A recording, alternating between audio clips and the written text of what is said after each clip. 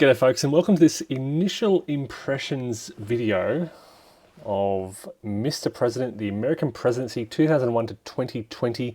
This is a game designed by Gene Billingsley and published by GMT in 2023. This is, well, it's almost a review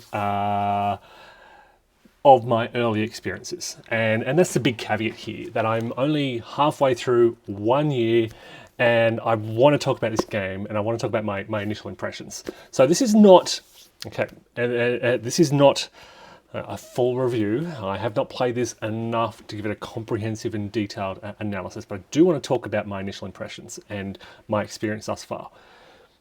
So this arrived yesterday.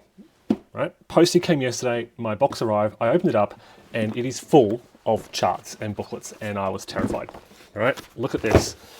You are looking at hundreds of pages, I think, hundreds of pages, at least over 100 pages of charts. And I looked at this and thought, oh my goodness, this is going to take me forever.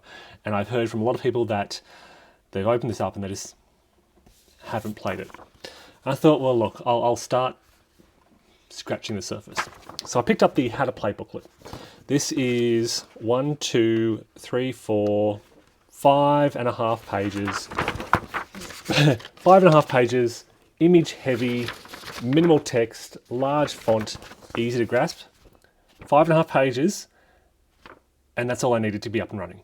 5.5 pages. I downloaded the Vassal module, which you can see in the background here. It had a kind of automatic setup mechanism. I clicked a couple of buttons and the game set up everything for me. I'm playing on my first game. I'm playing on the easy difficulty level. So I made a few little adjustments. Then I set up who I was as the president, gave myself my personal attributes, selected my key cabinet officials. In effect, I was up and running, having read 5 pages, plus the scenario setup, which is probably another 2-3 pages. That's all I needed to then open the first page of the turn sequence flipbook and get going. It is literally as easy as that. There is a very, very intimidating 48-page governing manual, which you do not need to read. This is more a reference book. When things happen, when you need to check what happens to posture, you can go to the posture section. When you need what happens with a cabinet improval, you go to the cabinet improvement table. Sure, there's probably value in reading through that and understanding the depth and the implications of your decisions, but on your first play, 5.5 pages, set up, get going. I am now about 5.5 hours into my first gameplay. And I feel like I've made a few little mistakes along the way, which people have been picking up via my live playthroughs, but minimal errors, and I've had a sense of what's happening and why it's happening throughout. When things happen that I'm not sure about, I do a quick consult of the governing manual, but it usually takes me a couple of seconds to figure that out. All the other pages, so all the other booklets and charts that come are consulted when needed. So when the rogue states act, you consult the rogue states booklet and go to the page. When I need to check on domestic crises, I check the domestic charts, go to the domestic crises page and consult the sequence. The key message I want to convey here is that this is one of the easiest games to jump into. Of all the GMT games that I've played, I'm going to make this argument. Of all the GMT games that I've played behind me on these shelves, GMT Games are probably the biggest publisher in my collection. This is one of the easiest that I have played. Easiest to get set up and playing. Vassal has a large part to play in that. The Vassal module is outstanding. It is highly automated. You click, rather than having to find, for example, if I can move myself out of the way here, rather than having to find a tension marker, I just right click, draw a tension marker by clicking on there. I can shift these counters around really easily. I can click on draw card to draw a crisis card. It's if I need a specific card, I can right click, draw a specific card, that kind of stuff. It streamlines gameplay and makes it really easy to learn. Rather than reaching across the table or flicking through counters, looking to find exactly what I'm looking for, it's right there via a right click where it goes.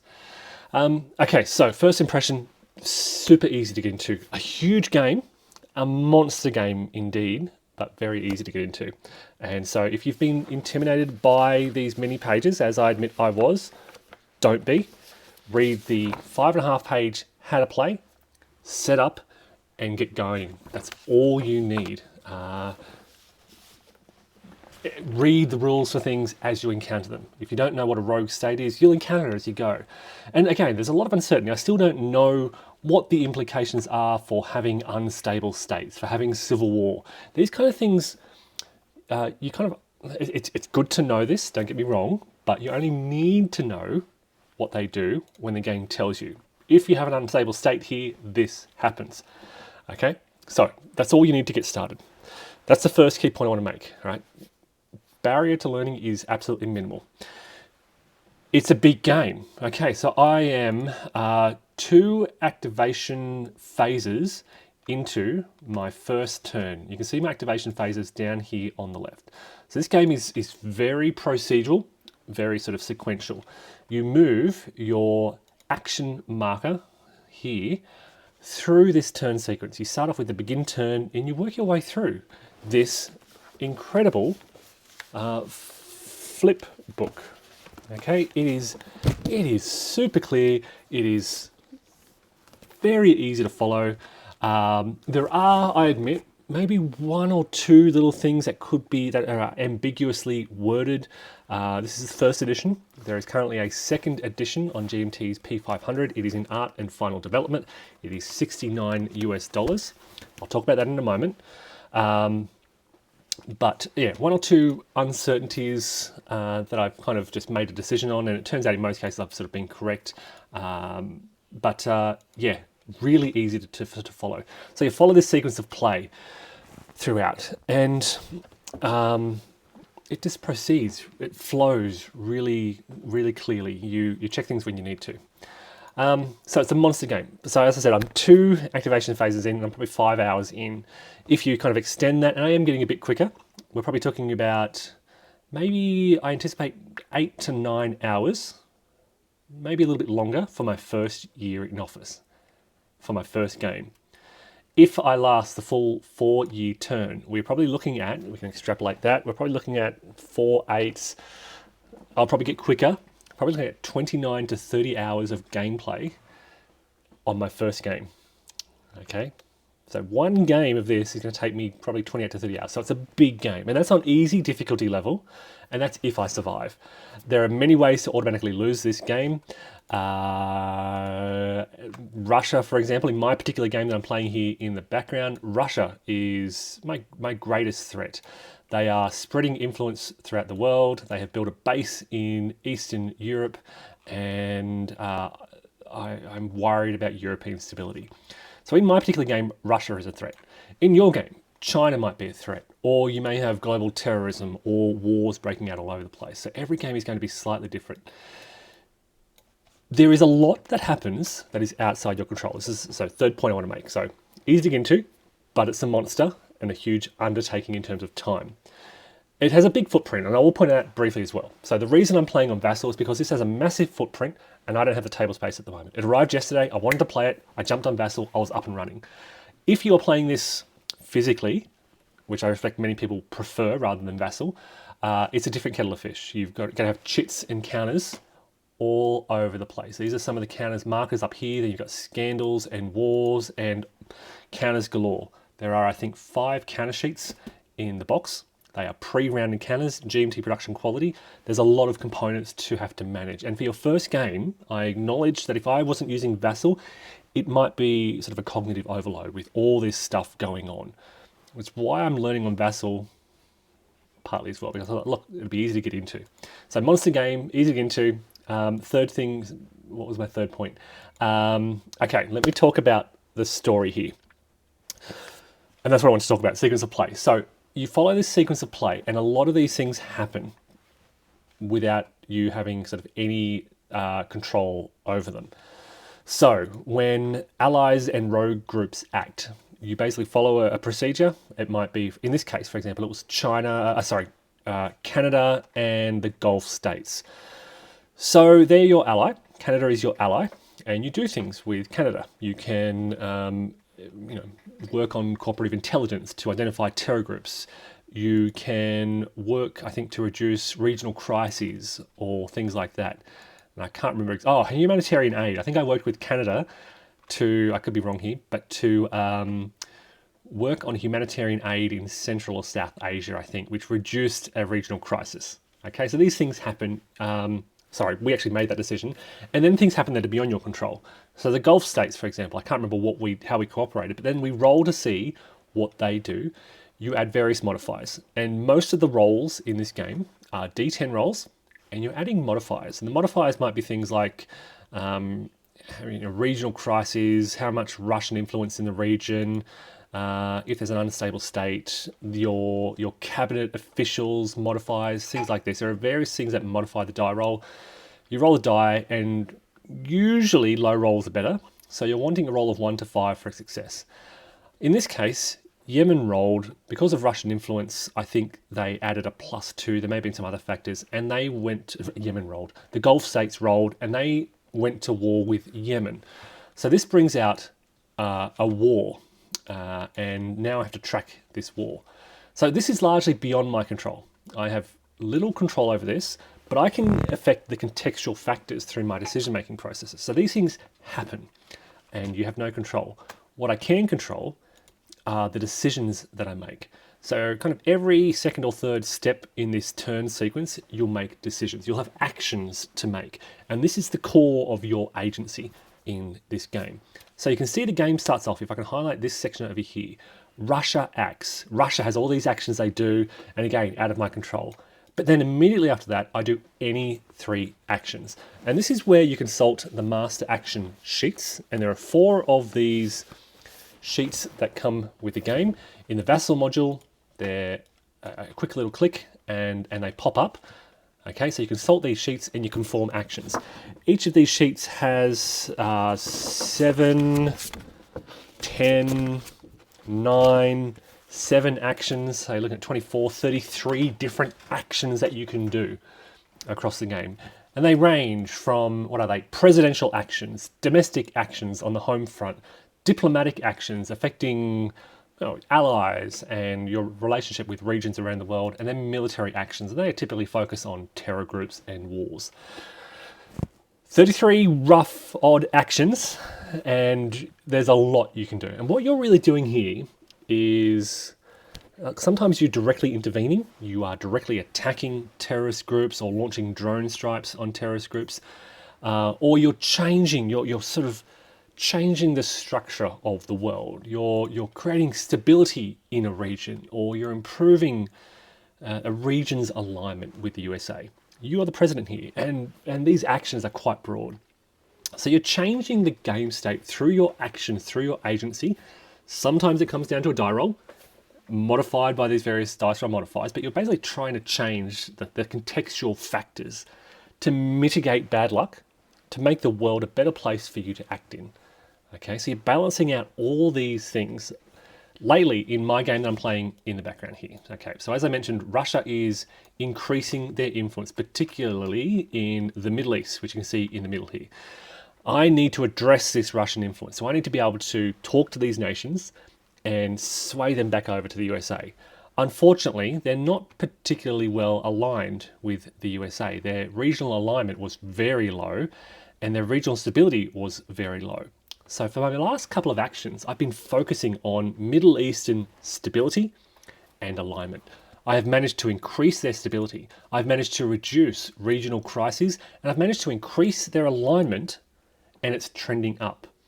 If I can improve this just a little higher, it means that nations in this region will be more aligned to the USA, they'll be more friendly to the USA, and I'll be able then to engage in some more interventionist diplomatic decisions to directly remove Russian influence in a region. So what I'm doing at the moment is changing the contextual factors to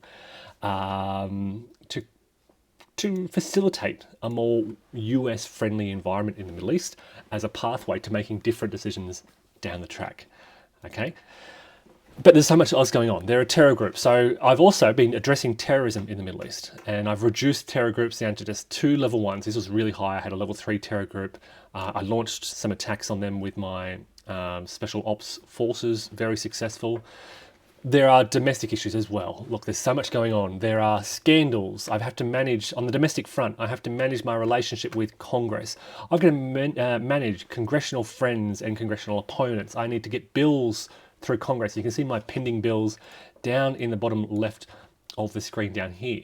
Now, because I focus early in my presidency on the home front, on my relationship with Congress, on cabinet effectiveness, on party relations, I'm doing really well on the home front.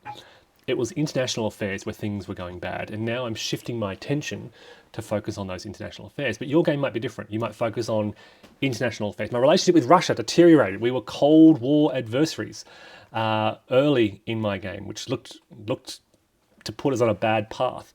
And so I've managed to rebuild my relationship with Russia. We're now neutral, but they have spread their influence. They've taken advantage of this situation and have spread their influence throughout the world and are undermining my efforts to stabilize the world. So my key point here, I've gone into a bit of detail here, but my key point here is that you have agency, you have control. There is chaos. There are a lot of die rolls. There is a lot that is outside your control. You can have a terrorist attack, unexpected, suddenly bad things are happening. But you can, in advance of that, without that knowing that that's coming, you can mitigate that by, for example, focusing on homeland security and recruitment of military forces and shifting of military forces around the world. There are things you can do to shape domestic and international situations to prepare for the worst. You don't know exactly what's going to happen, but how those things occur and how they escalate is based on the circumstances that you've set up. So as I said, I've worked to reduce regional crises in the Middle East. What that means is it gives me a bit of leeway. If something bad happens, if a war breaks out in the Middle East and regional crises suddenly increase by 2, it's only going to go up to 3, and it won't result in a major crisis, right? So what I've done here is I've worked to mitigate the negative effects of bad things happening through my actions. I have had agency here. I have shaped this situation. I have mitigated bad effects that may come from random events that I don't know about, okay? You also work to your strengths. You might have, I actually have relatively weak cabinet officials. So this is my downside at the moment. This is poor early decisions on my part. I picked some bad cabinet officials. I know that. And so I'm trying to mitigate their effects. I'm trying not to put them kind of in situations where I'm relying on them. I have, personal attributes, which you can see up in the top left up here, which are really focused on getting more action points and public approval and a strong economy. Now they're doing really well. My public approval, my economy is really good. They're my strengths. I've been playing to those, but I'm missing out on other things. I'm not a strong orator. What else? I'm not strong on the domestic front, in diplomatic front, sorry. So things like this. So you work to your strengths, you kind of try to address your weaknesses indirectly. So yes, the key point here is you have a lot of agency, you have control. There is a lot that is outside your control, but I would argue that you are shaping the contextual factors. You can shape the die roll modifiers, for example. If a certain action requires you to subtract or add, rather, usually you're adding the number of Russian influence counters to a die roll, which is a bad thing. I want to get rid of those influence counters, and that's what I'm doing. It's a long-term journey. It's not just a case of clicking your fingers and the influence counters are gone. I have to build alignment. I have to work through diplomatic actions to improve the alignment of this region before I can begin to remove those influence counters. So it's a long-term strategy here that I'm implementing. Okay, so that's a key point here that I would argue. A lot of people have said, oh, you're just rolling dice and reading charts. There's a lot of that. A lot of things are out of your control, but you shape the factors that help determine the outcome. Now, again, take a long-term vision of this. There will be many die rolls. So, for example, in trying to shift the alignment of the Middle East, right? This was really low. This was down to 4, and I was working to improve it. I had to make, I think, 3 die rolls to improve it up. So I failed, then I failed again, and I think I failed again, and then I got an automatic success on an action, on an event that took place. So yes, you will fail. Things will go bad. You've got these random die rolls that will hurt and that you may become frustrated by. But because this was a long-term strategy and a key goal for me to improve relations in the Middle East, I kept working at it and kept focusing on it, and it is seeing improvement already. If I can get one more regional alignment in the Middle East, if I can reduce their regional crisis down to 0, I can then begin to remove that Russian influence. Now, if I don't focus on that, if I focus on domestic issues instead and in Parliament, the situation in the Middle East might get really bad for me. Okay, so as I said, you have your decisions help shape. I feel like I have control over those broader factors. I'm repeating myself a little bit, but I really want to emphasize that point. The game doesn't happen. This is a narrative-driven game, and in many narrative-driven games, I know, in many narrative-driven games, you're constantly rolling dice and following charts, and it can feel like you're not making any decisions. This game is different. I feel like you're making a lot of decisions, and if I can just highlight the track here. Okay, so starting at the beginning, Russia acts. They do a lot of actions here, and then I make 3 actions. Then I draw these crisis cards, and I'm not doing a lot here. I'm often just resolving things. There may be some choices to make here. There may not. Then allies and rogue states act. And again, I mentioned Canada. You are making decisions here. You're making choices about how to work with Canada. In this case, it was Canada. It could be a range of allies,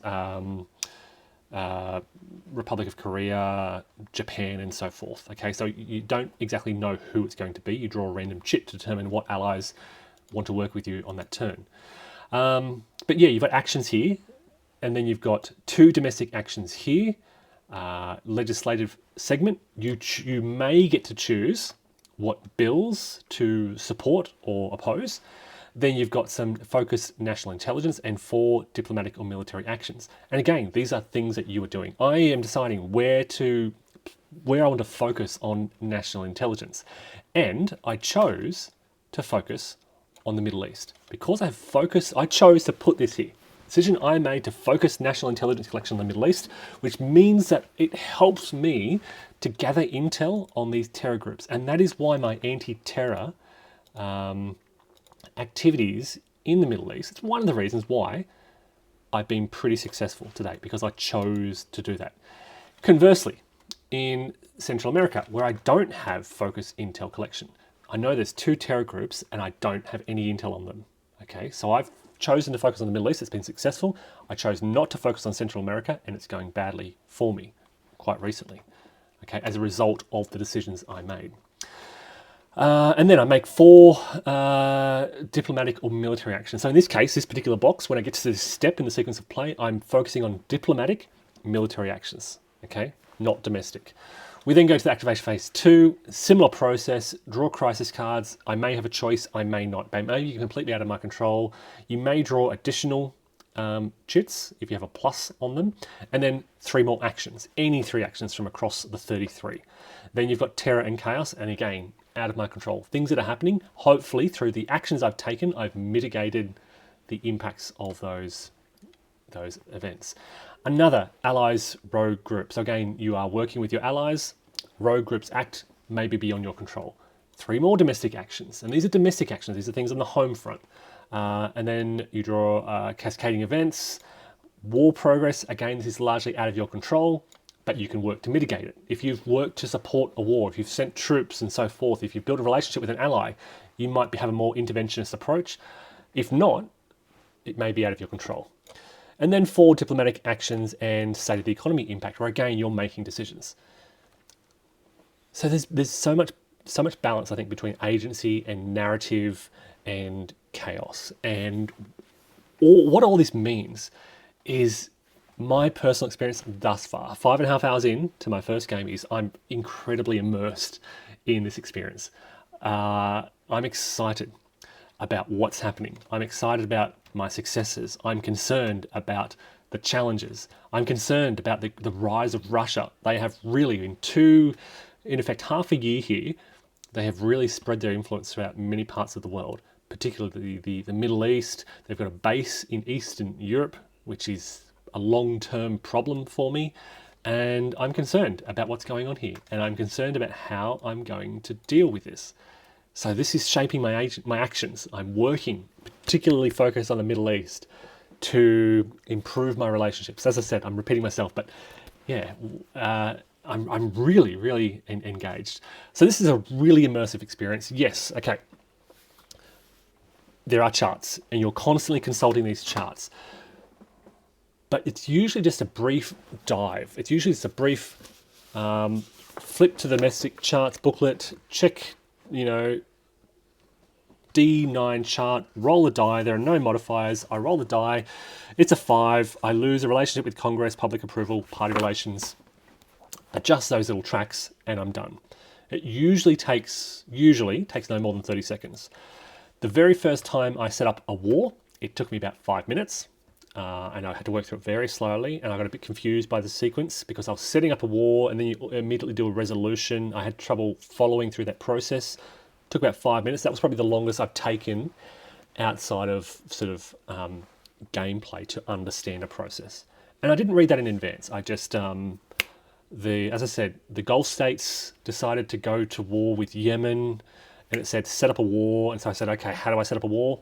Open the game manual, follow the instructions. In 5 minutes, the war was set up, and this is the war that you see down the bottom here. It's been fought a couple of times. The Gulf states are winning. Yemen is almost at strength 0, and I'll address what happens then when I get to it. I don't need to read much in advance. All I know is the Gulf states are doing pretty well. Okay, so look, I've really focused on the feeling and gameplay. I haven't focused on all the various components because there is so much, and as I said, you kind of get to things as you get to them. You don't need to know pretty much about what's going on. There's all these conflict tracks over in the bottom left of the board. Okay, what do? Don't worry about it. Address it when you get to it. Conflict status and relative strength. Conflict status, they're at peace or they're at war. Relative strength shows who's stronger. Don't worry about it. Address it when you get to it. Strategic capabilities tracks. This is pretty important. Particularly, I found cyber warfare to be really important, particularly because I'm behind and struggling. Okay, so I've got my rapid capabilities marker. I'm trying to increase my cyber warfare capabilities. But again, first game, I didn't worry about it until I had to worry about it. And now I need to worry about it, so now I'm addressing it. Middle East. Okay, as I mentioned, the Middle East and regional alignment. I didn't worry about it early on until I had to worry about it. And now I'm addressing it. So all these tracks, all these boxes, all these counters, bipartisan support, friendship, bills. I had no bills in play, and I'm thinking, how do these bills get into play? Until the game told me, okay, now you can choose 2 bills because you meet the right conditions to choose 2 bills. So I didn't worry about it until I needed to worry about it. And then I chose 2 bills to reflect my legislative priorities for my cabinet and who I am as a president, and I addressed it. Everything else, as I said, you learn as you come to it. So bringing all this together, folks, in my first impressions, this is very easy to get into, particularly via Vassal. Don't be intimidated by its monster reputation, by the many hundreds of pages of charts and books, or by the size of the box. Okay, biggest GMT box I have ever seen. Huge, heavy, intimidating, but one of the easiest GMT games to get into.